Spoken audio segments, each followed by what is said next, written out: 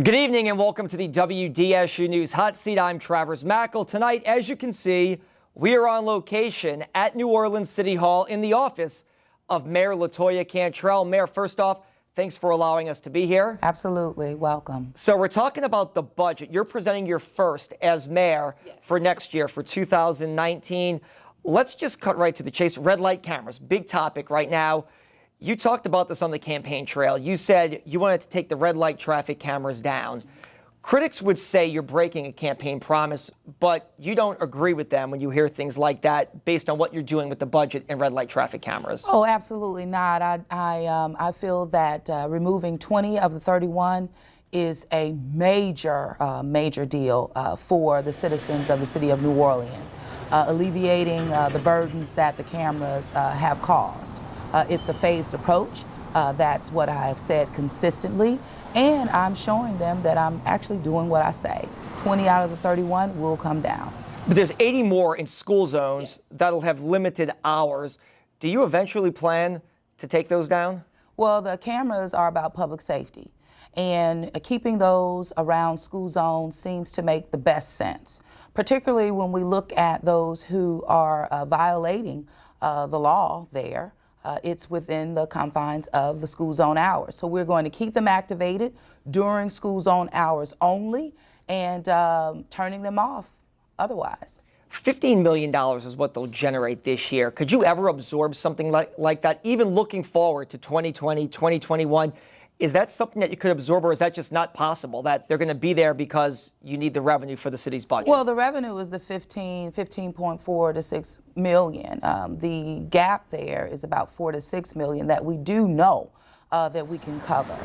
We will continue to monitor where we're seeing people abide by the law and increase traffic stops as well. But we believe that this is the right thing to do and at the right time. So once again, while we're on this topic, do you feel you're breaking a campaign promise? Oh, absolutely not. I'm not breaking it. I'm delivering, and that's what I do.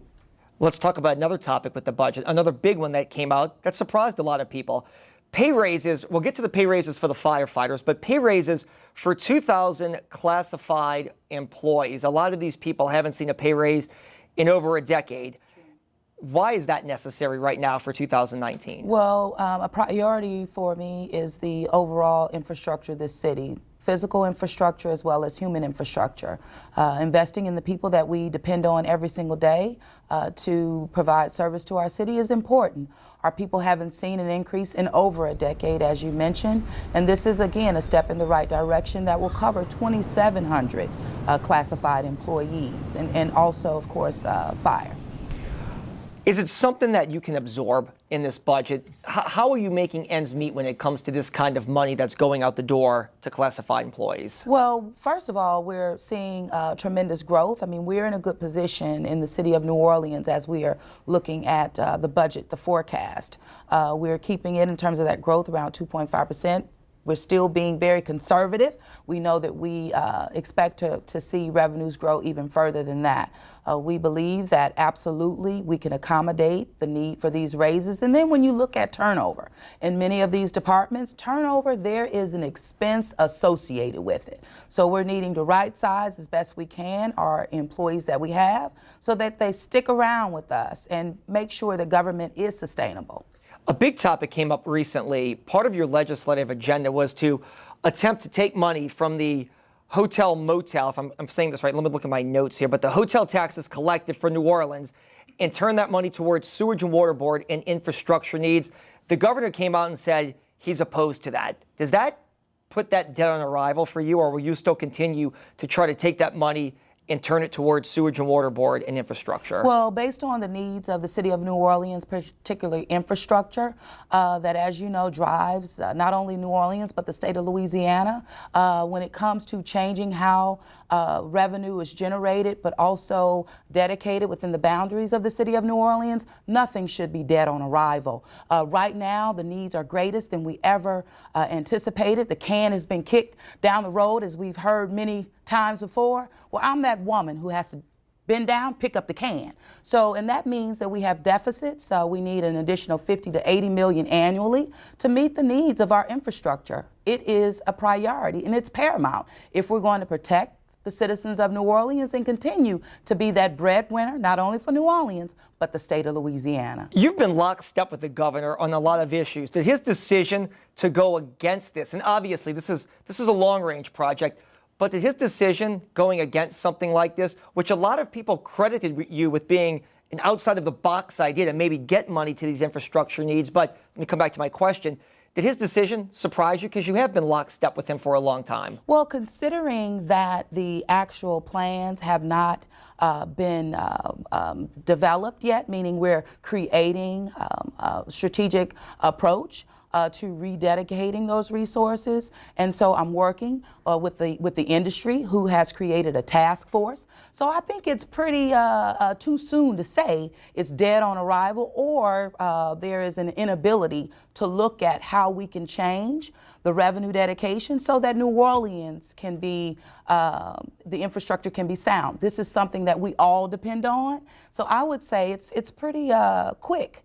A quick decision made by the governor, hopefully that he is not, hopefully he will be in a position to adhere to and listen to what is put on the table and turn that map around a little bit. Interesting, given next year as an election year for him as well. Well, the needs of this city are great, and infrastructure impacts not only New Orleans, but again, the state of Louisiana when you look at the revenues that are generated. And I'm not looking at tailoring back revenues that benefit the entire state. I'm only looking at really entities that have the dollars, that receive dollars generated in New Orleans, and just asking for a little bit more of what's generated. New Orleans can take care of herself if we are flexible enough to provide her with adequate revenue that's generated off of her back. Let me ask you this political question with this situation. The governor is up for re-election next year. He plans on running. There's going to be a strong Republican candidate, more than likely, as we are a hyper-red state. Could you use the political bully pulpit, given the fact that he won Orleans Parish last time, and this is maybe the strongest Democratic voting bloc in Louisiana? He needs Orleans Parish to win the governor's race in 2019. Can you use the political bully pulpit and say, hey, look, if you don't give New Orleans what it wants, there's a chance New Orleans may not support you in the 2019 gubernatorial race? Well, I think the governor is a smart guy. And when you're looking at the real needs of this city that no one can argue in terms of infrastructure improvements that are needed with zero money going towards drainage, I think it is to his benefit to focus on the city of New Orleans so that we can address infrastructure so that we all can be whole. City of New Orleans, state of Louisiana. $20 million pay increase for public safety. Why is that necessary? A lot of that I know is for past pay increases for police officers, but $20 million more for public safety. Why is that so important? Well, it's important because we have to improve as it relates to our homicide division. So we're looking to scale it up and beef it up. We're looking absolutely at deployment strategies. We need to be sound there. We're looking at ways in terms of improving the Cure Violence Initiative. All of this we're looking holistically. Public safety is a public health issue, and many of these areas absolutely touch it. Also, as it relates to bringing back our own in-house witness and victims protection unit, which is necessary to build trust in our community, having our residents feel like they can report crime and to us, to the city of New Orleans, so that we can close these cases. So this is about public safety across the board, but looking at it through a lens of public health. Let me ask you this. Last week, after the budget was presented, some council members had questions. An email was sent to some council members, and it said the book that was provided to you contained clerical errors and caused great confusion. How does something like that happen? Obviously, this was your first one out the gate. You wanted to make sure all the I's were dotted and T's were crossed.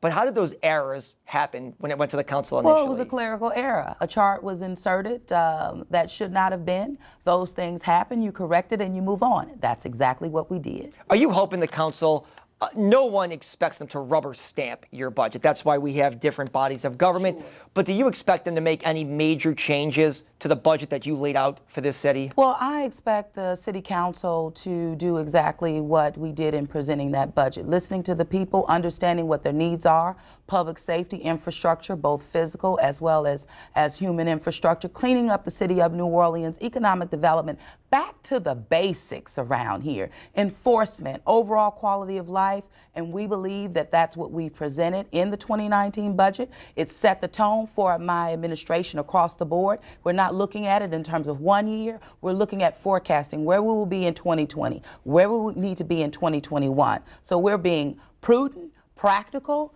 and absolutely conservative. Really quickly, lots going on with NORD. How important is it for you to fund NORD and, on top of that, find a new executive director to lead NORD during the rest of your term in office? The biggest priority as it relates to NORD is getting effective leadership in place. The search process is undergoing, it's actually right now.